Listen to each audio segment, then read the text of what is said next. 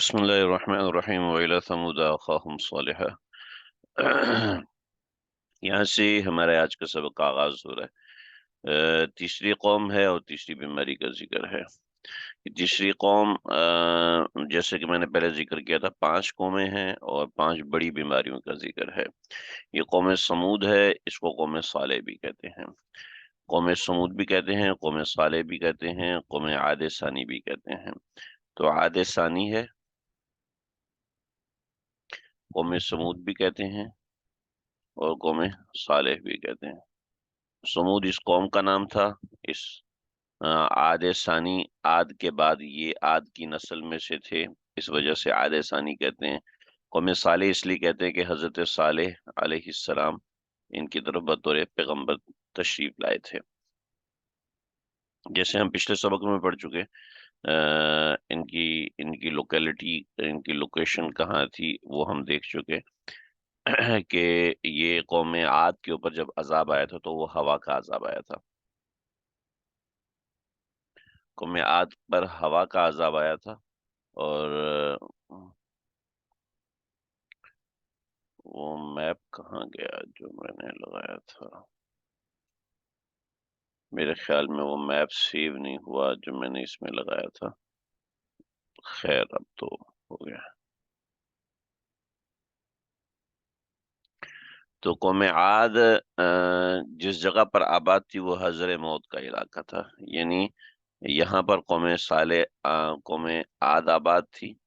تو یہ جب قوم عاد تباہ ہوئی تو یہ لوگ ہجرت کیا، اور ہجرت کر کر یہ لوگ دوسرے علاقے میں آ کے آباد ہوئے، اور اس علاقے میں ان کی سرکشی دیکھیں کہ ان کی سرکشی کس قدر تھی کہ انہوں نے سوچا کہ قوم عاد ہوا کے عذاب سے، ہوا کا عذاب آیا تھا، اور ہوا کے عذاب سے کیا ہوا تھا، یہ لوگ چونکہ جسمانی تکبر تھا نا، اتنا بڑا جسم تھا، ہمارے جیسا کوئی بھی نہیں ہے، من اشد منا قوہ، تو اللہ رب العزت نے ان سارے بڑے بڑے قد کے لوگوں کو اٹھایا، اور اٹھا اٹھا کے ان کے سر آپس میں ٹکراتے، اور ٹکراتے تو سارا بھیجا باہر نکل کے یہ نیچے زمین پر گرتے اور مر جاتے۔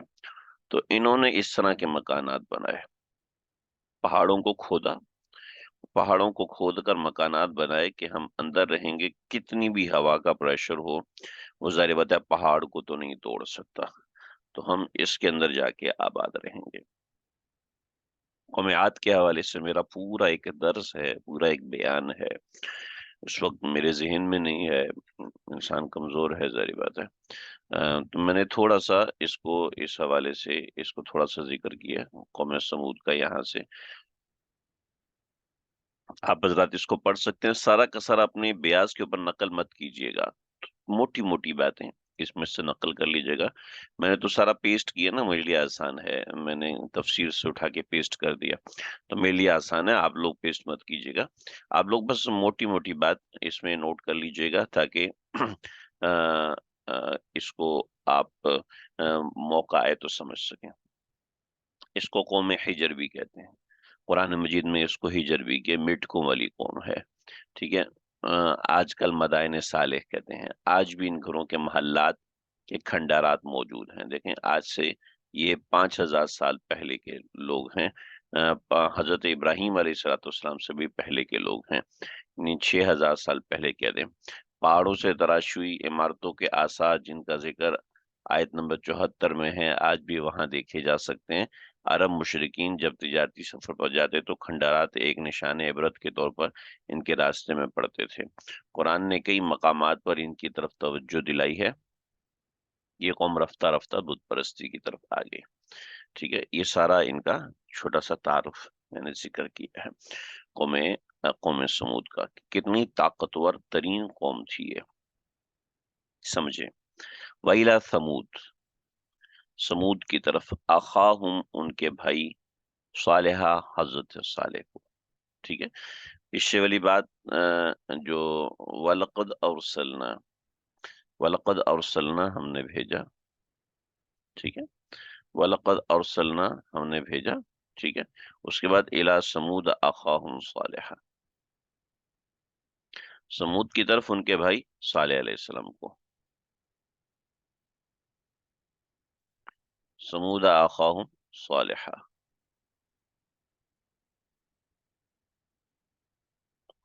وَإِلَى ثَمُودَ أَخَاهُمْ وَلَقَدْ أَرْسَلْنَا پیچھے سے اٹھایا، ٹھیک ہے. وا، یہ وہ اس کو کنیکٹ کرتا ہے پیچھے کے ساتھ، پچھلی آیات کے ساتھ، ٹھیک ہے. وَأَرْسَلْنَا یعنی ہم نے بھیجا إِلَى ثَمُودَ سمود کی طرف أَخَاهُمْ ان کے بھائی صالح کو. یہ پیغمبر ہمیشہ ان کی قوم میں سے آتے ہیں. سمجھ لیں یعنی ہمیں جو سمجھانے والے ہوتے ہیں وہ ہماری طرح کے لوگ ہی ہوتے ہیں. جس سے پیغمبر علیہ الصلوۃ والسلام بھی لوگوں میں سے تھے، اور لوگوں کی طرح ہی کھاتے پیتے تھے، اور ان کی ضروریات، ان کے حالات، ان کے معاملات، ان کی ترتیبات زندگی یہ ساری کی ساری عام لوگوں کی طرح تھی. ٹھیک ہے. اور دیکھیں جی، میں اس آیت کو جب تیار کر رہا تھا نا، تو میں سوچ رہا تھا کہ اللہ تعالیٰ نے انسان کو آ، آ، آ، اتنا سمجھ دیا، فہم دیا، اس کے باوجود بھی وہ گمراہ ہو جاتا ہے نا جی، گمراہی کی طرف چلا جاتا ہے. وجہ اس کی کیا ہے؟ بنیادی وجہ،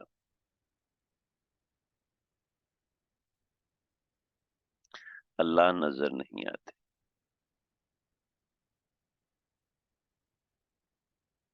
مجھے جو سمجھ میں آیا بنیادی وجہ یہ ہے کہ اللہ نظر نہیں آتے. اگر اللہ نظر آ رہے ہوتے تو بات ہی ختم ہو جاتی نا. جب اللہ نظر نہیں آتے تو انسان نے کیا کیا؟ بت تراشے.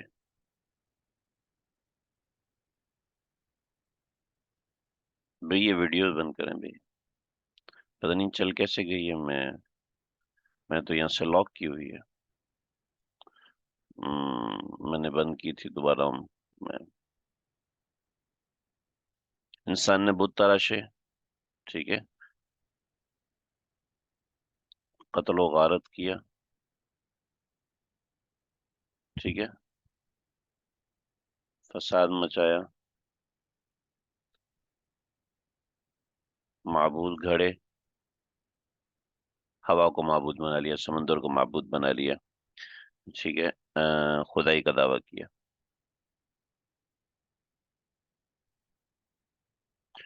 خدا کے وجود کا انکار کیا، ٹھیک ہے. تو یہ ساری چیزیں انسان نے کی، ٹھیک ہے. بہت سی چیزیں ہیں، میں نے تو صرف یہ چند چیزیں لکھی ہیں. ٹھیک ہے. تو انسان نے یہ اتنے سارے کام کیے کیونکہ اللہ نظر نہیں آتا. لیکن میں نے یہ بھی سوچا کہ اگر اللہ نظر آ جاتے تو کیا گارنٹی تھی اس بات کی کہ انسان آیا یہ کام نہ کرتا ہے، یہ کام نہ کرتا، یہ کام نہ کرتا. اس بات کی کوئی گارنٹی نہیں ہے کہ اگر اللہ نظر آ جاتے، ٹھیک ہے، اگر اللہ نظر آ جاتے تب بھی انسان یہ کام کرتا.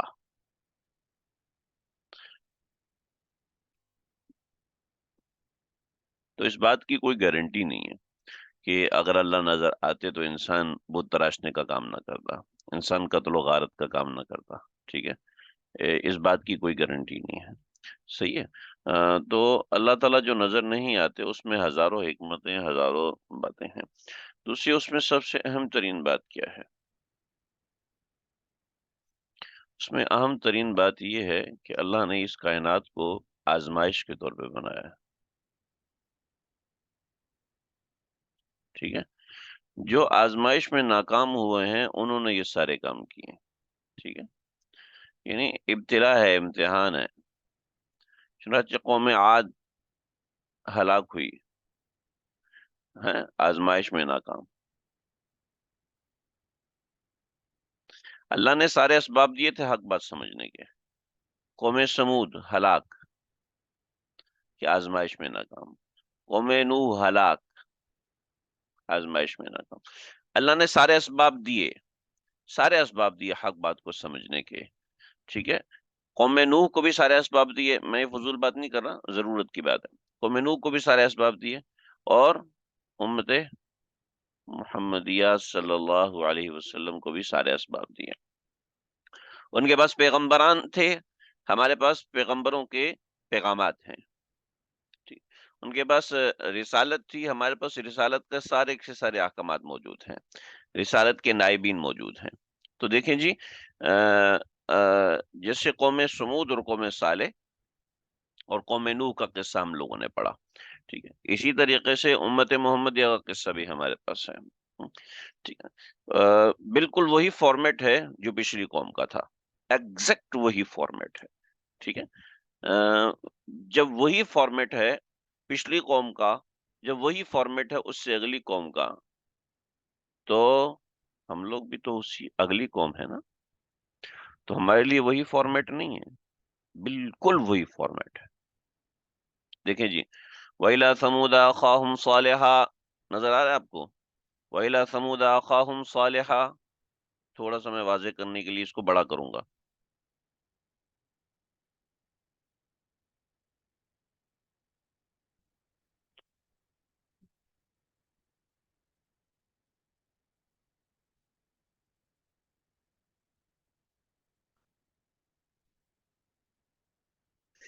اللہ اکبر کبیرہ۔ دیکھیں جی، یہ میں کچھ چیزوں کا استعمال کر رہا ہوں لیکن وہ نخرے کر رہی ہیں بہت زیادہ۔ دیکھیں یہاں پر کیا ہے، وَإِلَى عَادٍ أَخَاهُمْ هُودًا، وَإِلَى عَادٍ أَخَاهُمْ هُودًا قَالَ يَا قَوْمِ اعْبُدُوا اللَّهَ مَا لَكُم مِّنْ إِلَٰهٍ غَيْرُهُ، ٹھیک ہے، اور پیچھے کیا تھا؟ وہی فارمیٹ ہے، وَلَقَدْ أَرْسَلْنَا نُوحًا إِلَىٰ قَوْمِهِ اپنی قوم میں سے، إِلَىٰ عَادٍ أَخَاهُمْ ان کا بھائی، ٹھیک ہے جی، اور آگے دیکھو، وَإِلَىٰ ثَمُودَ أَخَاهُمْ صَالِحًا، قوم سمود کی طرف ان کے بھائی أَخَاهُمْ صَالِحًا، یعنی اس قوم میں سے ہی اللہ نے پیغمبر بھیجے ہیں، ٹھیک ہے، وہی فارمیٹ ہے نا، جب وہی فارمیٹ ان لوگوں کے ساتھ ہے تو وہی فارمیٹ ہمارے ساتھ نہیں ہوگا، نہیں ہم کوئی لاڈلے خاص اسپیشل ہیں۔ قال یا قوم اعبدوا اللہ ما لکم من الہ غیرہ، قال یا قوم، کہا اے قوم، اعبدوا اللہ، بندگی کرو اللہ کی، میں پیچھے بتا چکا ہوں اعبد اللہ کے دو معنی، ما لکم، ما نہیں ہے، لکم تمہارے لیے، من الہ غیرہ اس کے علاوہ کوئی الہ، الہوں میں سے کوئی الہ تمہارے لیے نہیں ہے۔ دیکھیں میں تھوڑا سا میں پڑھانے کے فارمیٹ میں تھوڑی سی تبدیلی کی ہے کہ میں لفظی ترجمہ ساتھ ساتھ کر رہا ہوں، کہ بعض حضرات نے کہا تھا، لیکن میں لفظی ترجمہ پہلے کیوں نہیں کرتا تھا، اس کی میں وجہ بتا دوں کہ لفظی ترجمہ کرنے سے سبق تھوڑا سا مشکل محسوس ہوتا ہے، اور میں خود ان لوگوں میں سے ہوں جو لفظی ترجمے کی وجہ سے قرآن کا ترجمہ سیکھنا چھوڑ چکے تھے، تو اس لیے میں نہیں چاہتا کہ میں لفظی ترجمہ کروں، لیکن بعض ساتھی ہمارے ایسے ہیں جنہوں نے کہا جی ہمیں وہ سبق میں کبھی شریک ہوتے ہیں کبھی شریک نہیں ہوتے، لیکن سبق باقاعدگی سے سن کے مجھے کام چیک کراتے ہیں، میرے دوستوں میں سے بھی ہیں، تو انہوں نے کہا بھی لفظی ترجمہ ہمیں چاہیے، تو میں اس لیے کر دیتا ہوں لفظی ترجمہ تاکہ ساتھ ساتھ معاملہ ہو جائے، لیکن جن کو یہ لفظی ترجمے کی وجہ سے مشکل لگے تو وہ اپنا دل نہ چھوڑیں، ٹھیک ہے، ترجمہ جیسے کیسے آتا ہے، آدھا آتا ہے، پونا آتا ہے، ہاف آتا ہے، 1% آتا ہے، 2% آتا ہے نا، جس کو کرتے رہیں، یہ کرتے رہنے سے خود ہی آ جائے گا، کیسے آ جائے گا پتہ نہیں کیسے آ جائے گا، لیکن آ جائے گا، خود ہی آ جائے گا، اور مجھے بھی ایسے ہی آیا، ٹھیک ہے، یعنی مجھے بھی ایسے ہی آیا ترجمہ، میں کوئی اتنا شور نہیں ہوتا تھا، کہ لیکن جب پڑھنا شروع کیا بھائی یہ کیا ہے، تو اس کا معنی مجھے پتا ہے، اس کا معنی بھی پتا ہے، اس کا معنی بھی پتا ہے، اس کا معنی بھی پتا ہے، تراویح میں سنوں چلتے چلتے ہاں اس کا معنی بھی پتا ہے، اچھا ترجمہ واضح ہونا شروع ہو گیا، مجھے پتا بھی نہیں چلا کہ ترجمہ آنا شروع ہو گیا، تو بھئی اس لیے ان چیزوں سے پریشان نہ ہو، ہاں کبھی کبھی انسان پھنس جاتا ہے کیونکہ دوسری زبان ہے، ظاہر بات ہے ٹرانسلیشن کوئی آسان چیز نہیں، وَلَقَدْ جَاءَتْكُمْ قد جاءتکم، آگے تمہارے پاس، بینۃ من ربکم، تمہارے پروردگار کی طرف سے دلیل، بینۃ دلیل، بینہ کہتے ہیں دلیل کو، بینۃ من ربکم، من ربی، رب کی طرف سے، کم تمہارے، رب کی طرف سے، کم تمہارے پروردگار کی طرف سے، ٹھیک ہے، اور وہ کیا دلیل آگی تھی، وہ ان کی شریعت تھی اور ان کی ان کے پیغمبر کی طرف کے اوپر جاری کردہ احکامات تھے۔ لیکن مسئلہ یہ ہے کہ انہوں نے ایک اور دلیل مانگی تھی۔ عام طور پہ دلیل سے یہی مراد ہوتا ہے، پورے قرآن مجید میں دلیل سے مراد جو ہوتا ہے وہ یہی ہوتا ہے، کتاب اللہ ہوتی ہے، کتاب ہوتی ہے، وحی ہوتی ہے، ٹھیک ہے، یا کوئی خاص اشارہ ہوتا ہے، ٹھیک ہے جی۔ لیکن یہاں پر اللہ رب العزت نے واضح کیا وہ کیا دلیل تھی؟ وہ دلیل یہ تھی کہ انہوں نے کہا تھا کہ جیسے ہم نے پہاڑ کھودے ہیں، پہاڑ کھود کے گھر بنائے ہیں، اب ایسا کریں کہ اللہ کی طرف سے ایسا ہو کہ پہاڑ پھٹے، دو ٹکڑے ہو جائے، اور اس میں سے ایک اونٹنی باہر نکلے۔ وہ اونٹنی گھابن ہو، گھابن، گھابن کا مطلب ہے حاملہ ہو، حاملہ عورت ہوتی ہے۔ جانور کے لیے حمل کا لفظ استعمال نہیں ہوتا، یہ انسان کی تکریم کے لیے، عزت کے لیے لفظ استعمال ہوتا ہے۔ جانور کے لیے لفظ استعمال ہوتا ہے گھابن، گھابن، گھابن مطلب اونٹنی، جو جانور حمل سے ہوتا ہے اس کو گھابن کہتے ہیں۔ بعض کہتے ہیں 10 ماہ کا حمل، کہ اونٹنی 10 ماہ میں بچہ جنتی ہے تو گھابن اونٹنی وہ نکلے، اور وہ 10 ماہ کی گھابن ہو، اور وہ آتے ہی بچہ دے۔ چنانچہ ایک اونٹنی نکلی، چنانچہ اللہ رب العزت نے ایسے ہی فرمایا کہ کل صبح کے وقت یہ معجزہ ہوگا۔ چنانچہ پہاڑ پھٹا، اور پہاڑ پھٹنے کے ساتھ اللہ رب العزت کے حکم سے ایک اونٹنی نمودار ہوئی، اور یہ جیسے دوسری اونٹنی اتنی ہوتی تھی، ٹھیک ہے، تو یہ اونٹنی اتنی بڑی تھی، یعنی دوسری اونٹنی اس کا ہاف ہوا کرتی تھی، یعنی اس کی ٹانگوں کے نیچے سے دوسرے اونٹ آرام سے گزر جاتے تھے۔ یہ اونٹنی اتنی بڑی تھی، اور اس کا بچہ خود عام اونٹوں کے جتنا تھا، ٹھیک۔ لیکن مسئلہ یہ تھا کہ پوری قوم کے ساتھ جو کنواں تھا، اس کنویں پر یہ آتی تو اونٹنی، اور یہ سارا پانی پی جاتی، یعنی اتنا پانی پیتی تھی کہ سارا کنواں خالی ہو جاتا تھا۔ تو پھر ایسا طے ہوا کہ سارے جانور ایک دن پانی پئیں گے، اور اونٹنی ایک دن پانی پیے گی۔ لیکن فائدہ اس کا یہ تھا کہ یہ اونٹنی جب پانی اتنا پیتی تھی تو یہ دودھ دیتی تھی، اور دودھ اتنا دیتی تھی کہ پوری بستی کا کوئی گھر اس کے دودھ سے خالی نہیں ہوتا تھا، کہ یہ اونٹنی ایسی بابرکت تھی، اور یہ اونٹنی میں بڑی تاثیر تھی۔ لیکن ظاہری بات ہے جب انسان کے دل پر کفر سوار ہوتا ہے، پھر اس کو کچھ بھی نظر نہیں آتا، اس کو کچھ بھی سمجھ میں نہیں آتا۔ جب انسان مخالفت پہ تلا ہوتا ہے تو تعصب کی چادر اس کی آنکھوں پہ ہوتی ہے، تو پھر اس کو کوئی پیغمبر بھی سامنے آ جائے تو اس کو کچھ بھی سمجھ میں نہیں آتا ہے۔ لہٰذا یاد رکھیے گا، کسی کی مخالفت کو اتنا دل پہ نہیں لینا چاہیے، کہ مخالفت دنیا میں ہوتی ہے، اور مخالفتیں دنیا میں ہوتی رہتی ہیں اور ہوتی رہیں گی۔ کسی کی مخالفت بلا وجہ کی ہوتی ہے، کسی کی مخالفت بغیر سوچے سمجھے کی ہوتی ہے، کسی کی مخالفت بغیر کسی وجہ کے بس بلا وجہ کا تعصب اور عناد ہوتا ہے۔ انسان اس کو سمجھنے کی 1000 کوشش کرے، لیکن اس کو سمجھ نہیں پاتا کبھی مخالفت کی بنیادی وجہ کیا ہے، کیا بات ہے کہ آپ اتنے مخالف ہیں۔ کوئی ضرورت ہی نہیں ہے اس مخالفت کو سمجھنے کی، کیونکہ سب کچھ، سارے دلائل دیکھنے کے باوجود، ساری چیزیں دیکھنے کے باوجود بھی انسان مخالفت پہ اترا تھا۔ حاذہ ناقۃ اللہ لکم، یہ اللہ کی اونٹنی ہے تمہارے لیے، لکم آیتن، یہ تمہارے لیے نشانی ہے۔ آیتن نشانی کو کہتے ہیں، جس کو کہتے ہیں آیت قرآنی۔ آیت قرآنی، ہر آیت اللہ کی نشانی ہے، تو آیت نشانی کو کہتے ہیں۔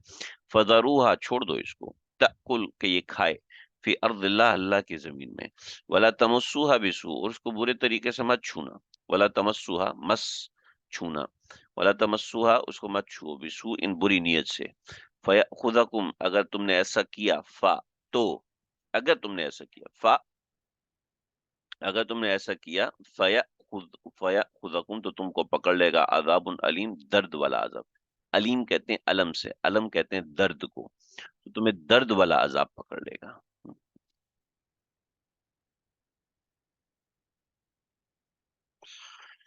اللہ اکبر کبیرہ. پھر آگے ان کو سمجھایا گیا. وَاذْكُرُوا، ارے ارے ارے ارے ارے وَاذْكُرُوا، یاد کرو. اِذْ جَعَلَكُمْ، جب بنایا نا. اب ان کو ہسٹری بتایا جا رہی ہے، ان کی ہسٹری ان کو بتائی جا رہی ہے. وَاذْكُرُوا، ابے یاد کرو.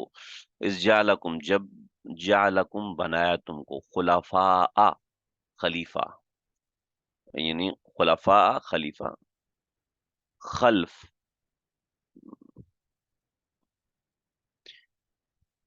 کہتے ہیں نا، یہ خلف رشید ہیں. آج کی اردو تو ایسی ہے ہی نہیں کہ جس میں اس کا لفظ استعمال ہو. خلف رشید یعنی یہ فرما بردار بیٹا ہے، فرما بردار اولاد ہے. برخوردار، برخوردار یعنی بعد میں آنے والا. خلف ہم نے کل بھی پڑھا تھا اس کو.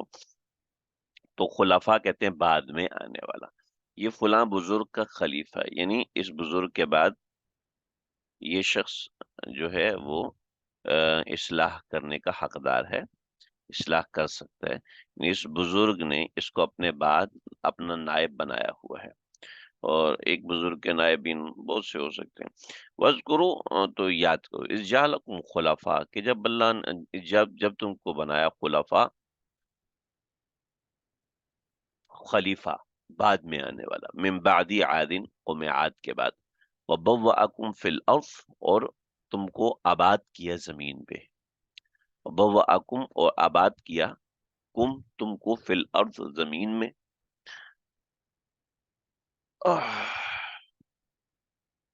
تتخذون، تم بناتے ہو. من سہولہا قصورا، اس کی ہموار زمین کے اوپر محل. تتخذون، تم بناتے ہو. تتخذون، اتخذ یتخذ، اتخاذن کا مطلب ہے لینا. ٹھیک ہے. اور اس میں تتخذون کا، تتخذو کے بہت سے مطلب ہوتے ہیں. یہاں پر مطلب ہوگا کہ بنایا تم کو. وتتخذون، وبوأکم فی الارض، تم کو زمین میں بسایا. وتتخذون من سہولہا قصورا، وتتخذون، تم بناتے ہو. من سہولہا، سہول کہتے ہیں سہل. سہول سہل سے نکلا، سہل کہتے ہیں. یہ بہت سہل اور آسان ہے. ٹھیک ہے. یہاں سہول کا مطلب ہے،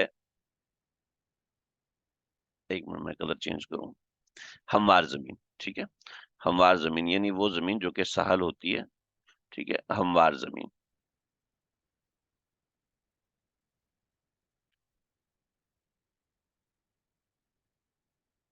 ہموار زمین. ٹھیک ہے جی. آپ کہیں گے یہ کیسا ہموار لکھا جو خود ہی ہموار نہیں ہے. ہموار زمین، برابر زمین. ٹھیک ہے. تتخذون من سہولہا قصورا، تم ہموار زمین کو تم ہموار زمین پر قصور، قصور محل کو کہتے ہیں. وَتَنْحِتُونَ الْجِبَالَ بُيُوتًا، وَتَنْحِتُونَ، تنحتون کہتے ہیں تراشنے کو. تنحتون کہتے ہیں تراشنے کو. ایک منٹ رکو. وعلیکم السلام.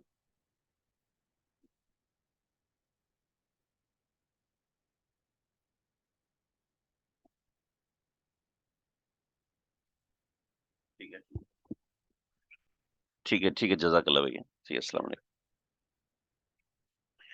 میں سمجھا مفتی صاحب باہر تشریف لائیں. وَتَنْحِتُونَ الْجِبَالَ، اور تراشتے ہو جبال کو. بیوتن، گھر کے طور پر. ٹھیک ہے. یعنی پہاڑ کو تراش کر گھر کی شکل دے دیتے ہو. وَتَنْحِتُونَ، اور تراشتے ہو. الجبال، پہاڑوں کو. بیوتن، گھر کے طور پر. یعنی دیکھیں ترجمہ لفظی اس کا یہ ہوگا. ٹھیک ہے. وَتَنْحِتُونَ، تراش کر، تراشتے ہو. الجبال، پہاڑوں کو. بیوتن، گھر کے طور پہ. یعنی پہاڑوں کو تراش کر گھر کی شکل دے دیتے ہو. ٹھیک ہے. ہم چونکہ عربی محاورے سے واقف نہیں ہے تو اس لیے ہمیں ترجمہ اس طریقے سے کرنا پڑے گا. آہستہ آہستہ جب واقفیت ہو جائے گی تو سمجھ میں آنا شروع ہوگا یہ ترجمہ اس طرح کیوں ہوا. تو فذکروا اعلی اللہ، یاد کرو اعلی اللہ، اللہ کی نعمتوں کو، اعلی کہتے ہیں نعمت کو، ٹھیک ہے جی۔ ولا تعثوا فی الارض مفسدین، اور زمین پر فساد مچاتے ہوئے مت پھرو۔ قال الملا، تو ان کے سرداروں نے کہا، من قومی، ان کی قوم کے سرداروں نے کہا، للذین، ان لوگوں سے استضعفوا، جو کہ کمزور ہیں، ٹھیک ہے، اور وہ کمزور لوگ، لمن آمن منہم، جو کہ ایمان لے کے آگے تھے ان میں سے، ٹھیک ہے۔ کن لوگوں نے کہا؟ الذین استکبروا، جو لوگ متکبر تھے، جو جو متکبر سردار تھے، انہوں نے کہا ان قوم کے لوگوں سے جو کہ کمزور تھے اور وہ ایمان لے کر آگے تھے، اتعلمون، کیا تم کو اس بات کا یقین ہے؟ اتعلمون کا ترجمہ ہے کیا تم جانتے ہو، ٹھیک ہے، کیا تم جانتے ہو، یہ اس کا لفظی مطلب ہے، لیکن اس کا معنی ہم یہاں پر یقین سے کریں گے۔ وجہ اس کی ہے کہ بات ایمان کی ہو رہی ہے، تو ایمان کا تعلق صرف جاننے سے نہیں ہوتا، ایمان کا تعلق یقین سے ہوتا ہے۔ اس لیے ہمارے حضرات فرماتے ہیں کہ آپ ترجمہ جس سے پڑھیں تو وہ خود کسی سے پڑھا ہوا ہونا چاہیے، اپنی پیڑ سے مطلب نہ نکالے، لفظی مطلب نہ کرے۔ ان صالحا مرسل من ربہ، کہ کیا کیا واقعی تمہیں یقین ہے کہ صالح تمہارے ان کے پروردگار کی طرف سے پیغمبر ہے؟ قالو، تو کہا انہوں نے، انا بما ارسل به مؤمنون، انا، ہم ہیں، بما ارسل به، اس کے اوپر جس کے ساتھ اس کو بھیجا گیا، مؤمنون، ایمان رکھنے والے، جس پیغام کے ساتھ اس کو بھیجا گیا ہم اس پر ایمان رکھنے والے ہیں۔ وقال الذین استکبروا، اور جن لوگوں نے تکبر کیا انہوں نے کہا، انا، انا بالذی آمنتم به کافرون، کہ جس چیز پر تم ایمان لے کر آتے ہو ہم اس کے اوپر، ہم اس کا انکار کرنے والے ہیں۔ دو فرق واضح کر دیے، کہنے کو ایک سادہ سی بات ہے، ایمان والے اور انکار، ماننے والے، ماننے والے، اور دوسرا انکار کرنے والے۔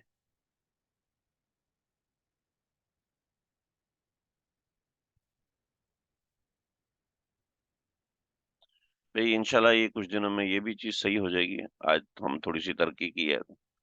ماننے والے اور انکار کرنے والے، ماننے والے، ارسلہ بھی ہی، ماننے والے، انکار کرنے والے، مطلب کیا ہوا؟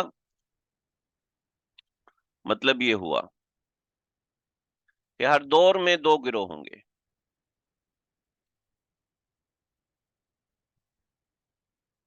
ہر مطلب میں، ہر زمانے میں انسانوں کے دو گروہ ہوں گے، اور وہ دو گروہ اپنا کام کریں گے۔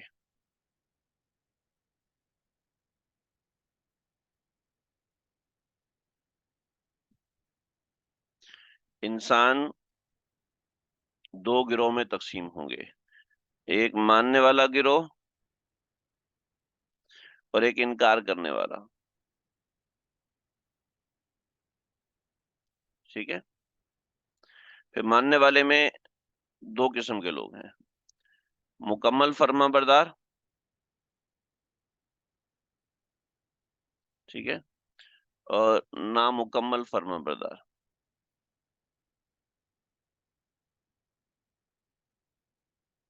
انکار کرنے والے میں بھی دو گروہ ہیں نا، سری انکار کرنے والے اور خفیہ انکار کرنے والے۔ یہ تو سری تو کافر ہیں، اور خفیہ انکار کرنے والے منافق ہیں، منافق ہیں، لیکن ماننے والے یعنی مسلمان ہیں، مکمل فرما بردار اور نامکمل فرما بردار۔ نامکمل فرما بردار میں بھی ایسے ہیں کہ اکثر ماننے والے اور اکثر انکار کرنے والے، ٹھیک ہے۔ اکثر انکار کرنے والے بھی کبھی کبھی اس صفت میں شامل ہو جاتے ہیں، کبھی اس صفت میں شامل ہو جاتے ہیں۔ ہمیں اکثر ماننے والا بننا ہے جی، یا تو مکمل فرما بردار بننا ہے اپنی کوشش کے حساب سے، ٹھیک ہے، یا اکثر ماننے والا بننا ہے، کبھی کبھی غلطی ہو سکتی ہے، وآخرون اعترفوا بذنوبہم، لیکن اس میں اعتراف کرتے رہنا ہے، سمجھ رہے ہیں؟ اور اس کا بعض دفعہ ہضم نہیں ہوتا، لیکن یہ معتزلہ کا نظریہ ہے کہ یہ، لیکن بعض اعمال ایسے ہوتے ہیں کہ انسان کفر کی طرف چلا جاتا ہے۔ اللہ تعالی ہماری حفاظت فرمائے۔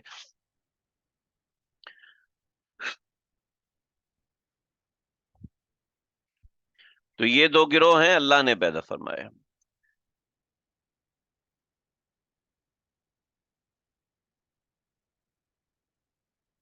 یہ دو گروہ ہیں. فعقروا، تو جنہوں نے کفر کیا انہوں نے کیا کیا؟ انہوں نے کفر میں سرکشی کی. جب بھی کفر میں سرکشی ہوتی ہے اللہ رب العزت کا عذاب متوجہ ہوتا ہے. محض کفر کی وجہ سے دنیا میں عذاب نہیں آتا، یہ اصول قرآن مجید کا سمجھ لیجئے. جب کفر سرکشی کی حد تک جاتا ہے تو پھر عذاب آتا ہے. فَأَقَرُوا النَّاقَةَ، انہوں نے کونچ، اقرو کہتے ہیں اونٹنی کی کونچوں کو کاٹ دینا.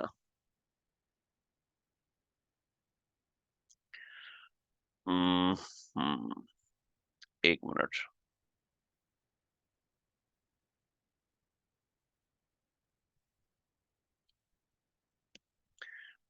ہم نے یہ پڑھا تھا تھوڑا سا. یہ جو جگہ ہوتی ہے، یہ جو پاؤں کی جگہ ہوتی ہے یہ والی، ٹھیک ہے، پاؤں کی یہ والی جو جگہ ہوتی ہے، یہ والی جگہ ہوتی ہے، یہ پیچھے پیچھے کی سائڈ پر، یہ آگے کی سائڈ، یہ تو آگے کی سائڈ ہے، اس کے پیچھے کی سائڈ پہ جو جگہ ہوتی ہے، یہاں پہ جو بنا ہوا ہے وہ یہ، جیسے یہ والی جگہ، ٹھیک ہے. آپ اپنے پاؤں میں دیکھیں تو یہاں سے نا ایک موٹی سی رگ گزر رہی ہوتی ہے، اس پیچھے والی جگہ سے ایک موٹی سی رگ گزر رہی ہوتی ہے. اس کو، یہ جیسے یہ والی جگہ ہے، اس کو کہتے ہیں کونچ.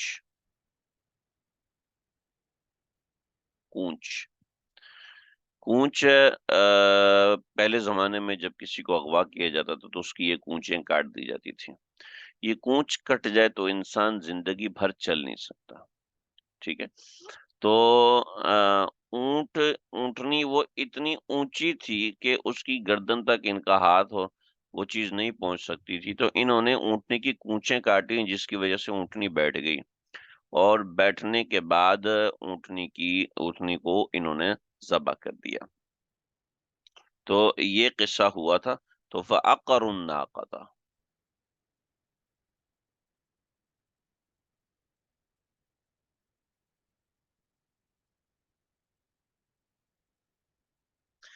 فَعَقَرُوا النَّاقَةَ، کونچیں کاٹ دیں اونٹنی کی. وَعَتَوْا ان، اور ان کا منہ پھیرا، ان امر ربہم، اپنے پروردگار کے حکم سے، یا سرکشی کی اپنے پروردگار کے حکم سے.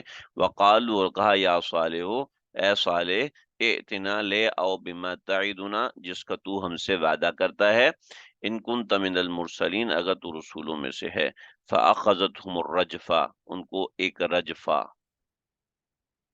زلزلہ، چیخ، بہت سے معنی کی ہیں. چیخ، زلزلہ اور چیخ. فاخذتهم الرجفہ، گھیر لیا ان کو ایک رجفہ نے، ایک زلزلے نے. فاخذتهم الرجفہ، گھیر لیا ان کو زلزلے نے. فاصبحوا فی دارہم، صبح کی ہوگے وہ. فاصبحوا کا لفظی ترجمہ تو صبح کا ہے، لیکن محاورتاً اس کا اصلی ترجمہ ہو جانا ہے.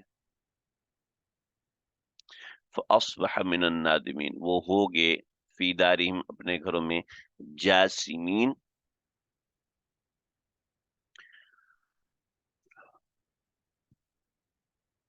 جاسم کہتے ہیں،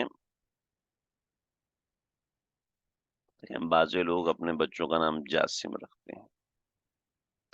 جاسم کا مطلب، جاسم، یہ والا جاسم، جیم الف جا، سا میم، جاسم. جاسم کا مطلب ہے اوندھے منہ گرنے والا.